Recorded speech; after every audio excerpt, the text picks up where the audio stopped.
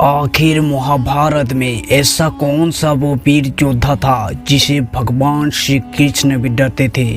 आखिर महाभारत में सबसे शक्तिशाली योद्धा कौन था, सब कुछ हमारे इस वीडियो पर जानने को मिलेगा। आप बस वीडियो को शुरू से लास्ट तक देखिए और अभी तक हमारे चैनल को सब्सक्राइब नहीं किया है तो अवश्य हमारे चैनल को भी सब्सक्राइब कीजिए। महाभारत का सबसे शक्तिशाली योद्धा जिसे डर कर 2 पल के लिए भगवान श्री कृष्ण के भी पसीने छूट गए थे। महाभारत का युद्ध जिसमें कई सारे शक्तिशाली योद्धाओं ने हिस्सा लिया था और युद्ध लड़े थे, लेकिन सभी भगवान श्री कृष्ण से कम थे। लेकिन एक योद्धा ऐसा भी था जिसे भगवान श्री कृष्ण कुछ पल के लिए डर गए थे। क्या वो गांडीवधारी अर्जुन था? क्या वो पितामह भीष्म थे? या क्या वो दानवीर कर्ण थे? इनमें से कोई भी नहीं था। वो थे महाभारत को अपनी 3 बाणों में समाप्त करने का साहस रखने वाले भीम के पोते घटोत्कच अहल्यापति के पुत्र परबरिक थे। जी हाँ, आप बिल्कुल सही सुन रहे हैं। महाभारत का सबसे शक्तिशाली योद्धा परबरिक ही थे। अब आप ये कहेंगे कि महाभारत में इतनी शक्तिशाली योद्धा होने के बाद परबरिक कैसे सबसे शक्तिशाली योद्धा बन सकते हैं। तो आइए इसके बारे में पूरी बारीकी से आपको समझाते हैं। परबरिक अपनी बचपन से ही बहुत ताकतवर था। ताकतवर इसलिए भी था, स्वयं उसका दादा भीम थे और उसका पिता घटोत्कच थे। ऐसे में कोई भी शक्तिशाली होगा। परबरिक बचपन से ही वाल्मीकि जी को तपस्या करके उन्हें प्रसन्न कर दिया था। वाल्मीकि जी ने प्रसन्न होकर परबरिक को 3 बाण प्रदान किया था।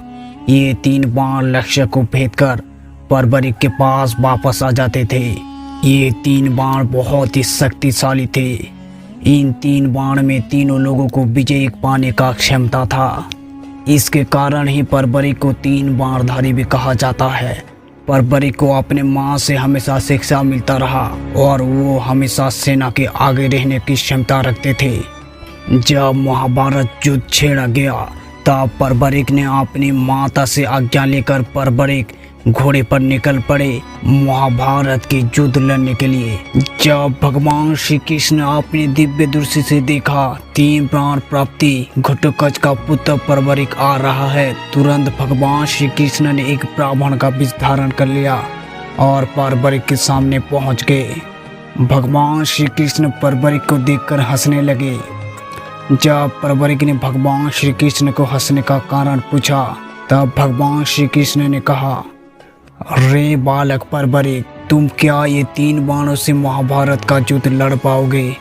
इस पर परबरिक ने भगवान श्री कृष्ण को उत्तर दिया, पूरे महाभारत युद्ध को समाप्त करने के लिए मेरा एक ही बाण काफी है। अगर मैं 3 बाण चला दूंगा तो पूरे 3 लोगों में हाहाकार मच जाएगा।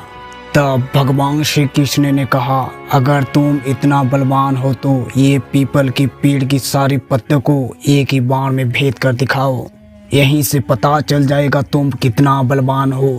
ये सुनकर परबरिक ने अपने 3 बाणों में से एक बाण निकाला और बाण पर अपने ध्यान लगाकर पीपल के पेड़ की तरफ छोड़ दिया।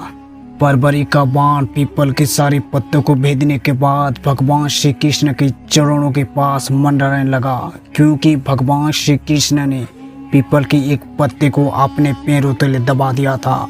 परबरिक ने भगवान श्री कृष्ण से कहा, आप अपना पथ हटा लीजिए, अन्यथा आपको क्षति पहुंच सकती है। मैंने मेरी बाण को आज्ञा दिया है कि पीपल की सारी पत्तों को भेदने के लिए, इसलिए आप अपने चरण हटा लीजिए। भगवान श्री कृष्ण तभी चौंक गए, आखिर ये तीर इतना शक्तिशाली कैसे हो सकता है। और उसी समय बिजली कड़कने लगा, बादल फटने लगा। भगवान श्री कृष्ण हैरान परेशान हो गए। भगवान श्री कृष्ण ने अपनी दिव्य दृष्टि से देखा कि परबरिक हारने वाली सेना की तरफ से युद्ध लड़ने के लिए आए हैं। ऐसा होता अगर कौरवों की सेना हारती होती तो परबरिक उनकी ओर से युद्ध लड़ती और पांडवों के विनाश निश्चय था। और अगर पांडव हार रहे होते तो परबरिक पांडवों की तरफ से युद्ध लड़ते और कौरवों की सेना को विनाश करते। इस तरह ही महाभारत में जितने भी सेना होते परबरिक सबको विनाश कर देते। ऐसे में भगवान श्री कृष्ण ने ब्राह्मण के वेश में परबरिक को उनके सिर दान में मांग लिए। महान परवरिक हंसते हंसते ब्राह्मण को अपने सीट दान दे दे, यानी कि भगवान श्री कृष्ण को परवरिक ने अपनी सीट दान दे दिया। तो आप इसी बात से अंदाजा लगा सकते हैं, स्वयं भगवान श्री कृष्ण एक पल के लिए हैरान परेशान हो गए थे।